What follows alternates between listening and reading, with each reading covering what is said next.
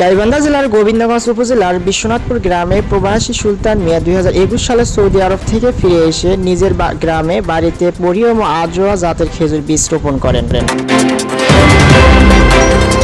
Saudi আরবে থাকার সময় তিনি খেজুর চাষের অভিজ্ঞতা অর্জন করেন এবং সেই অনুপ্রেরণাতেই দেশ ফিরে খেজুর বাগান গড়ে তোলার সিদ্ধান্ত নেন। 2021 সালে তিনি প্রথম গাছ রোপণ করেন আর এখন 2025 সালে এসে সেই গাছগুলোতে ফল ধরছে।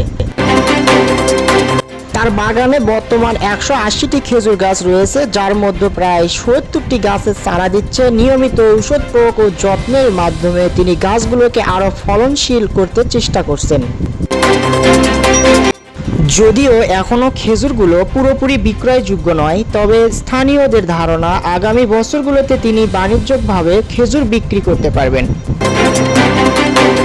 গ্রামবাসীরা বলছেন, সুলতান মিয়া এলাকার প্রথম কৃষক যিনি সফলভাবে বিদেশি জাতের খেজুর গাছ রোপণ করে ফল পেয়েছেন।